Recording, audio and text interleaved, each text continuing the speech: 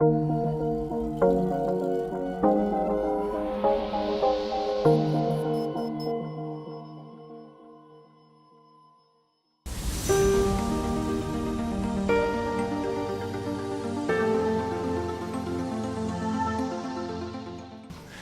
à tous, bonjour à toutes.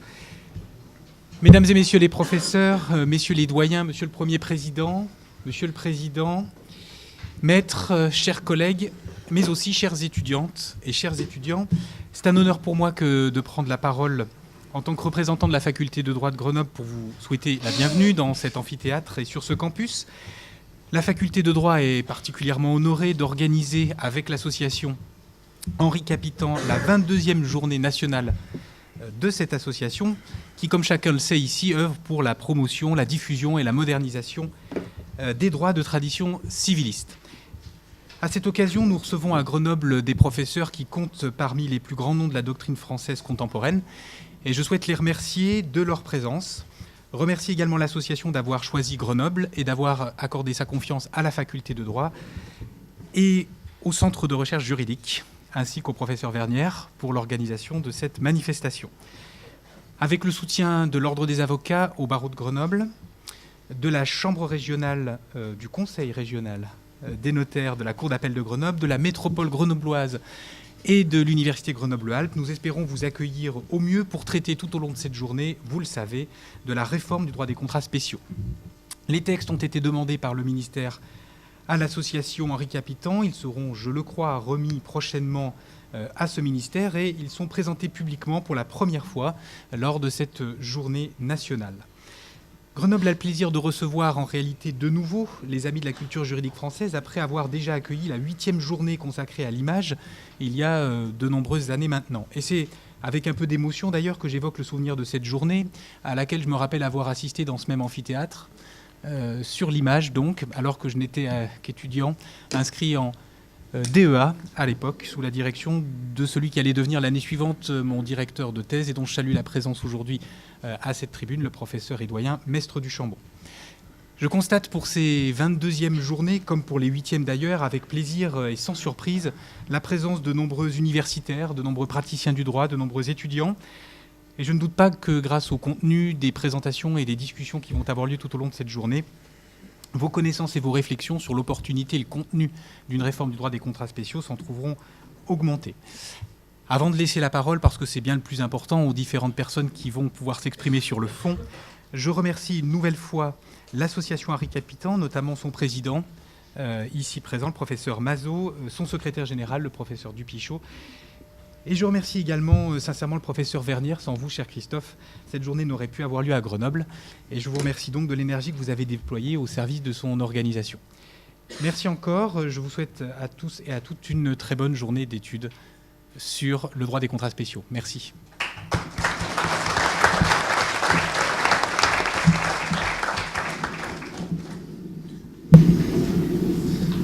Merci David. Je crois que le doyen a déjà tout dit et très bien dit, donc je vais être le plus bref possible pour ne pas prendre du temps sur les échanges postérieurs. Évidemment que je veux m'associer à ce qui a été dit en remerciant tous les sociétaires de l'association Henri Capitant de nous faire l'honneur d'être là à Grenoble pour partager des très riches réflexions sur les contrats spéciaux. Je veux aussi remercier tous les participants, notaires, avocats, magistrats, juristes du Crédon. J'ai vu la liste de toutes les personnes qui étaient là et je trouve que c'est un vrai plaisir de se retrouver parmi cette communauté de juristes à propos d'un matériau qui est le matériau premier, c'est-à-dire les textes, et c'est très agréable de voir une assistance aussi importante en tant que co-directeur du laboratoire. Je veux dire quelques mots aussi pour remercier les étudiants d'être là alors certains parmi les étudiants m'ont dit je tenais à tout prix à être là parce que je voudrais mettre une figure sur un nom, sur un auteur que j'ai beaucoup lu. D'autres m'ont dit je veux être là mais uniquement cet après-midi parce que je suis en droit bancaire et c'est cet après-midi qu'on aborde le contrat de prêt. D'autres m'ont dit il faut à tout prix que je sois là parce que je suis sûr que cette année dans l'examen sur les contrats spéciaux, l'enseignant va nécessairement poser une question en rapport avec cette journée. Tout ça, c'est des bonnes raisons d'être là, mais il y a une autre raison importante d'être là, c'est que vous allez assister aujourd'hui à un exercice collectif qui concerne les sources du droit. Peut-être qu'en 2050, vous serez encore bien sûr là, je ne sais pas si moi-même je serai là, mais peut-être qu'en 2050, vous aurez une discussion entre juristes, et qu'entre juristes, l'un d'entre vous vous dira, mais dans cette réforme des contrats spéciaux, qu'est-ce que le législateur avait voulu dire dans telle disposition? Et à ce moment-là, vous pourrez dire, eh bien moi je le sais, j'étais là, je sais ce que le législateur a voulu dire, j'ai entendu tous les plus grands professeurs évoquer leur choix, leur volonté d'exprimer tel ou tel concept, d'exprimer telle ou telle règle dans cette disposition. Donc soyez très attentifs, vous allez assister, peut-être vous allez entendre enfin l'intention du législateur. Merci à tous.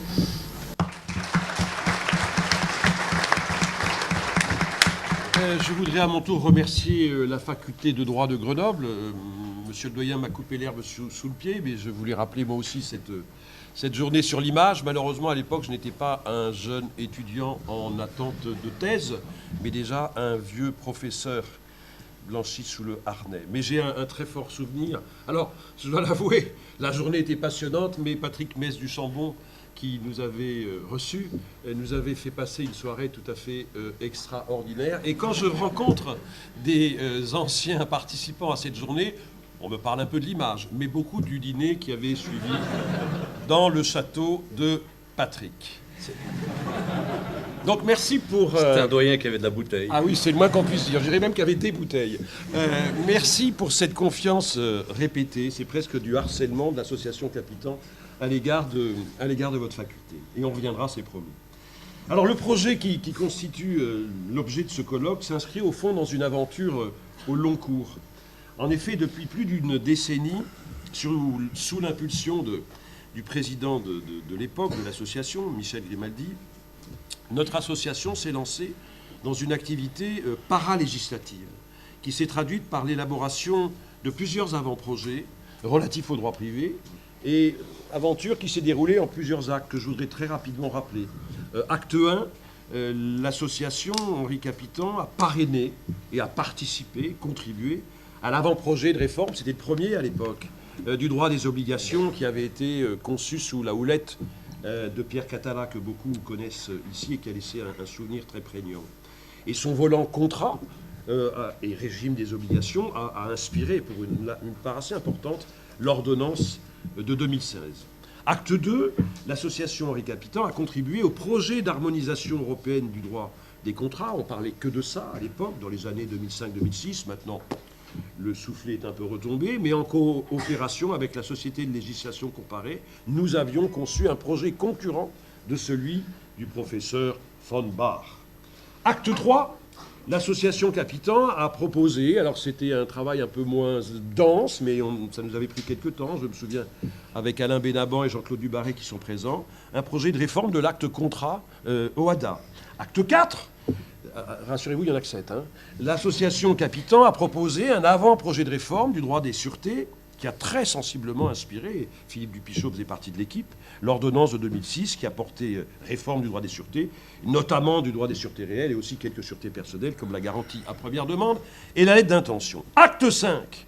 L'association Capitan a élaboré un avant-projet de réforme du droit des biens sous la houlette de Hugues Périnet-Marquet, qui sera là cet après-midi, et qui a d'ores et déjà, pour ceux qui s'intéressent au droit des biens, inspiré des évolutions jurisprudentielles importantes. Acte 6. L'association Henri Capitan a élaboré un texte visant à compléter la réforme du droit des sûretés. Ceux qui sont intéressés peuvent s'adresser à Philippe Dupichot, qui en est une des chevilles ouvrières, et qui aura notamment pour objet la réforme des sûretés personnelles, du cautionnement, avant-projet qui, lui aussi, a inspiré le projet gouvernemental tel qu'on connaît aujourd'hui, projet qui devrait devenir loi, ou ordonnance, je ne sais pas trop, au printemps prochain. Et puis, dernier acte, même s'il est dans ses balbutiements, sous la houlette de Jérôme Huette, qui est quelque part dans l'amphithéâtre, mais comme je suis moi, je ne vois personne, l'association Capitan a élaboré donc cet avant-projet de réforme du droit des contrats spéciaux qui constitue le centre de gravité de notre journée. Travail qui s'avérait aussi nécessaire que périlleux, et vous l'avez compris, c'est l'annonce de plan de cette petite introduction. Un travail, premièrement, nécessaire. Pourquoi ? Parce que pour une très large part, le droit des contrats spéciaux n'est plus dans le Code civil. Il n'est plus dans le Code civil, lequel date, faut-il le rappeler, de plus de 213 ans. Or, dans un pays de tradition civiliste, comme l'est la France, la discordance entre le Code et le droit est parfaitement incongrue, puisque la caractéristique formelle de cette tradition civiliste réside précisément dans la codification. Or, notre Code n'est plus, ni quant à sa lettre, ni quant à son esprit, comme me le rappelait Pascal Puig avec son style inimitable, n'est plus l'écrin de notre droit des contrats spéciaux. C'est pour une très large part la jurisprudence, la Cour de cassation notamment, qui constitue le ferment de ce droit. État de fait regrettable si on croit aux vertus de la codification que sont l'accessibilité, l'intelligibilité et surtout la prévisibilité de la règle de droit. Aujourd'hui, l'examen du Code civil, dans sa partie sur les contrats spéciaux, révèle que ces dispositions sont parfois désuètes, parfois imprécises, parfois incomplètes, et certaines des règles ont même été complétées. Les règles du droit des contrats spéciaux ont été complétées, voire abrogées par la Cour de cassation. Certaines ont même été ajoutées par la Cour de cassation. Donc la lettre du Code est désuète. Et son esprit il est aussi un peu, au fond, on peut s'arrêter juste sur un exemple. Certains petits contrats du Code de 1804, le prêt, le mandat, fondés sur la générosité, l'altruisme, sont devenus de grands contrats qui sont des moteurs de notre activité économique. La réforme du droit des contrats spéciaux était donc indispensable parce que notre Code, dans sa partie contrats spéciaux, constitue pour une assez large part un musée et il fallait qu'il redevienne le reflet du droit vivant.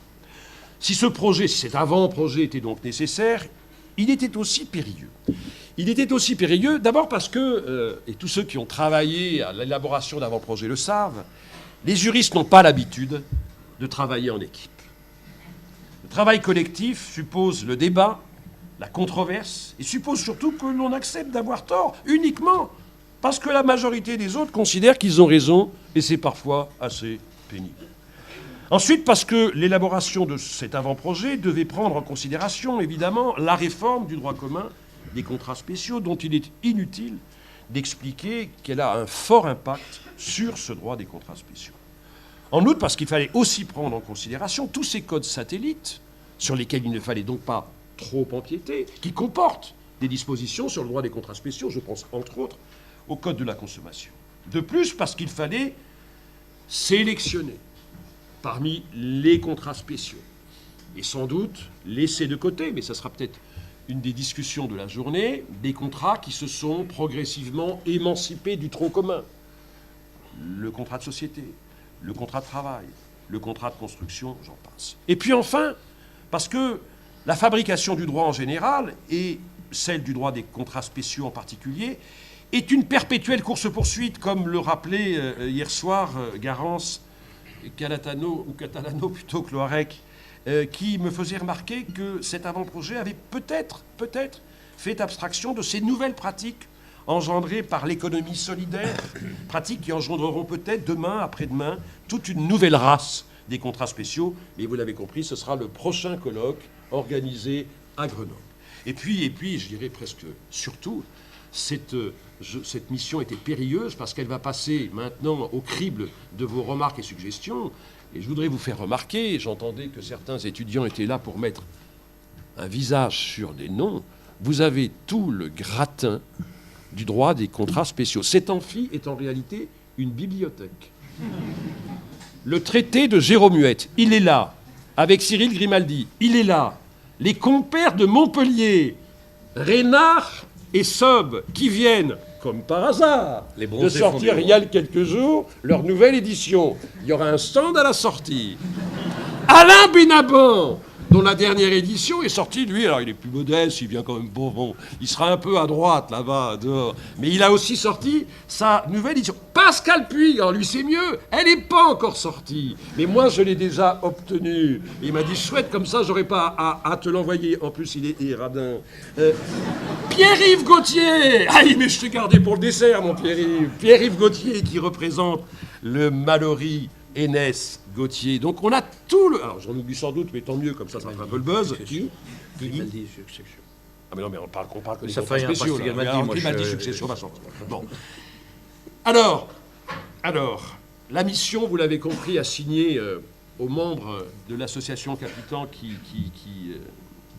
ont pris à bras-le-corps cet avant-projet était donc périlleuse. Certains diraient impossible, en tout cas difficile. Et pourtant, ils l'ont fait. Et je pense, je ne veux pas en oublier, à Jérôme Huette, à Alain Gauzy, à Jean-Claude Dubarry, à Alain Bénaban, à Pierre-Yves Gauthier, à Philippe Dupichot, à Cyril Grimaldi, à Christophe Vernière, et puis qui ont constitué l'épine dorsale de ce groupe qui a composé ce nouvel opus, et puis aussi à ceux qui ont plus ponctuellement apporté leur contribution pour certains contrats spéciaux, notamment nos amis de Montpellier, Seub et Puig. En qualité de président de l'association Henri Capitan, et au nom de tous les juristes et justiciables pour qui le droit est fait, je voudrais simplement leur dire, comme disent nos étudiants les plus jeunes, messieurs, il n'y a pas de femmes, messieurs, respect.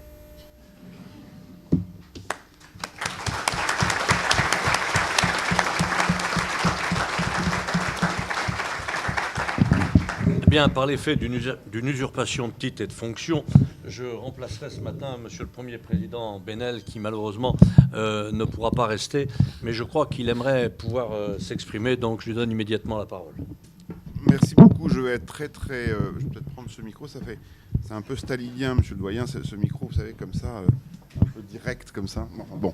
Merci beaucoup à tous de m'accueillir aujourd'hui. Je voudrais d'abord remercier tout particulièrement le professeur Vernière qui a eu la gentillesse de nous contacter pour présider cette matinée-là. Mais malheureusement, il avait oublié une chose, c'est que entre l'exécutif et l'université, il y en a un à qui on peut dire, parce qu'il est notre compagnon de route quotidien, qu'on ne peut pas rester, l'autre on ne peut pas lui refuser. Donc je vais être obligé de vous laisser dans quelques temps, parce que je vais revoir l'un de vos invités, qui était Guillaume Meunier de la DACS, puisque nous sommes tous les deux avec Madame Belloubet sur les chantiers de la justice cet après-midi. Et comme Grenoble n'est pas encore totalement dans la banlieue parisienne, il y a un petit temps de trajet qui fait que je vais devoir prendre un train. Donc je regrette beaucoup et j'en suis vraiment désolé de ne pouvoir rester avec vous. En tout cas, je voulais saluer ce matin l'ensemble des participants, notamment je vois dans la salle beaucoup de collègues, je commence par eux, et j'en suis très heureux que beaucoup de collègues, notamment de la Cour d'appel de Grenoble, soient présents à vos travaux et qu'ils viennent chercher ici ce qui nourrit leur quotidien et leur travail quotidien. Merci aussi à tous les doyens, à tous les universitaires que vous avez cités et des contrats spéciaux. Alors, moi aussi, les noms que vous avez cités me font briller des étoiles, parce que j'aurais pu rester aussi plus longtemps en disant je les ai vus. Alors une petite remarque quand même qui me paraît intéressante. Quand je regarde les travaux de l'association Capitan, et ce que vous avez rappelé, Monsieur le Président, avec beaucoup de fermeté, quand je regarde la manière dont les 7 chantiers que vous avez évoqués, il y en avait peut-être d'autres, mais enfin vous avez sélectionné ces 7 grands chantiers qui ont été les vôtres pendant ces dernières années, et que je regarde le journal officiel et ce que le législateur ou le pouvoir réglementaire par ordonnance a produit à partir de ces chantiers, je me dis que les débats sur la réforme de la Constitution n'ont aucun intérêt. Le vrai législateur, il est ici, en fin de compte. Et vous aviez raison tout à l'heure de dire que ceux qui ont participé à la journée d'aujourd'hui pourront dire, comme Bonaparte disait à ses troupes au pied des pyramides, j'y étais. Quant au JO, on publiera l'ordonnance, probablement, je crois, qui fera évoluer ce contentieux et cette législation. Non, mais ce n'est pas une plaisanterie, c'est un souvenir. Je me rappelle, dans mon poste précédent, à Mulhouse, j'avais assisté à un colloque chez vos collègues de Strasbourg, une petite université aussi, qui avait travaillé, on avait travaillé toute une journée ensemble sur ce qu'allait devenir la réforme des contrats, qui est la dernière générale, globale des contrats, et on voit bien quelle est la richesse du travail que peuvent produire les universités et une association comme la vôtre pour nourrir le débat législatif et pour être le socle vivant de la réflexion sur le droit. Au-delà de cette considération générale, moi je voudrais me féliciter aujourd'hui de 2 choses. D'abord, l'extrême diversité des publics qui sont aujourd'hui présents, puisque vous l'avez noté, étudiants, alors plus ou moins intéressés, bien sûr. Mais j'espère que vous leur ferez des primes sur les ouvrages qui sont en vente, sur des petites réductions. En tout cas, les étudiants, bien sûr, mais également des professionnels du droit, les magistrats, je les ai cités tout à l'heure, mais également des notaires. Et je vois que 2 compagnons que je ne quitte plus, puisque nous avons passé l'après-midi d'hier ensemble, nous pourrions repasser la matinée aujourd'hui, ce qui montre bien le côté vivant et le côté interdisciplinaire de nos matières. Et d'autres professionnels, avocats et autres professionnels qui sont ici aujourd'hui et qui nourrissent nos débats. Et cette diversité, elle fait chaud au cœur et elle fait plaisir parce qu'elle est quand même l'illustration claire que notre communauté juridique, la communauté des juristes, est vivante dans ce pays et qu'elle sait se manifester. La deuxième chose, et là c'est très égoïste, c'est de me réjouir que vous ayez eu, M. Vernière, et je vous en remercie encore, l'idée de m'associer à cette journée et d'associer pas ma personne, mais la Cour d'appel de Grenoble. Et je voudrais dire 2-3 choses rapides sur ce sujet. D'abord, me féliciter des partenariats que nous avons, Monsieur le Doyen, avec la faculté de droit, qui sont nombreux, qui sont importants, qui sont riches. Notamment, je voudrais citer celui que nous conduisons avec le laboratoire, et avec notamment Stéphane Vernière, sur... alors nous, on appelle ça de manière raccourcie la barémisation. Je sais qu'il ne faut pas dire ça comme ça, mais enfin, il y a un peu de ça. Et avec Chambéry également, la Cour d'appel de Chambéry, qui est un très gros travail, dont nous allons tirer les enseignements dans le groupe de travail que nous avons installé hier sur les affaires familiales. C'est dire à quel point nous sommes dans l'opérationnel. Parce que sous le contrôle de nos 2 collègues du notariat, je crois que hier, nous avons été dans l'opérationnel, c'est-à-dire dans le concret. Et on voit très bien le lien qu'il y a avec ce travail que nous faisons avec le laboratoire de la faculté de droit et avec l'opérationnel, et on le voit dans les affaires familiales. C'est une concrétisation très précise de nos liens, et ils sont étroits, et je m'en félicite car ils sont opérationnels. Deuxième chose et dernière chose sur ce côté cour d'appel, si je puis dire, je le dis sans polémique, je ne pense pas qu'il y ait beaucoup de journalistes dans la salle, mais nous avons un débat actuellement sur la cartographie des cours d'appel. Alors la ministre me reprendrait et me dirait de me taire, puisqu'elle appelle ça le maillage territorial ou la réorganisation. Bien.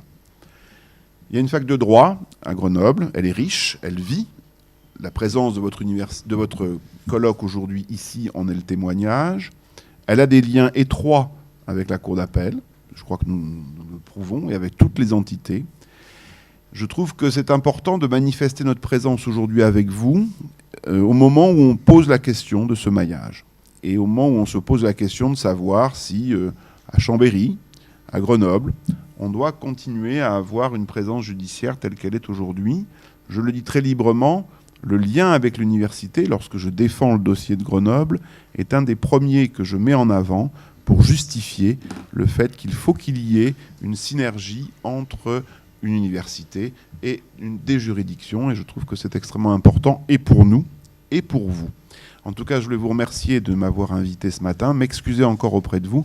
Je vous souhaite de très beaux travaux, et je pourrais dire, même si je ne suis pas resté très longtemps, j'y étais.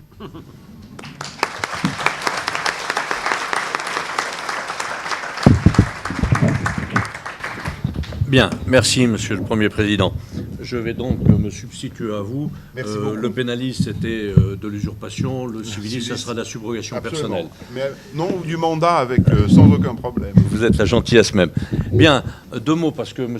Vernière m'a donné des ordres en me disant qu'il faut absolument respecter les délais. J'aimerais tout de même vous dire que je suis heureux, ému et gêné de présider cette journée. Heureux et ému parce que je me retrouve dans ma propre faculté de droit, enfin presque, parce qu'en tous les cas, je me trouve dans un bâtiment que je reconnais, parce que les autres, je ne les reconnais pas, ils ont tous été rasés. Mais c'est un moment un peu particulier de se retrouver dans un amphi avec de nombreux étudiants, et je dois vous dire que le plaisir est considérable. Il est d'autant plus considérable que je le fais pour une journée qui est la journée de l'association Capitan, qui est une association pour qui j'ai eu des faiblesses particulières. Je suis membre de son conseil d'administration, et puis j'ai déjà été amené à présider, on vous l'a dit, une journée sur le droit à l'image d'un bien, et en effet, nous avons passé une soirée qui était, j'espère, à la hauteur de ce qu'avait été précédemment la journée. Et puis je dois vous dire que je suis heureux parce qu'il y a beaucoup d'étudiants, et on vous l'a dit, vous allez pouvoir assister à des numéros, parce que ce sont de véritables numéros d'artistes, d'une constellation d'étoiles. Avec le professeur Seub, d'ailleurs, et son bronzage, c'est presque les bronzés font du droit. Mais vous verrez que derrière l'apparence, vous allez avoir des contributions qui sont des contributions tout à fait remarquables. Et puis, très rapidement, je suis gêné.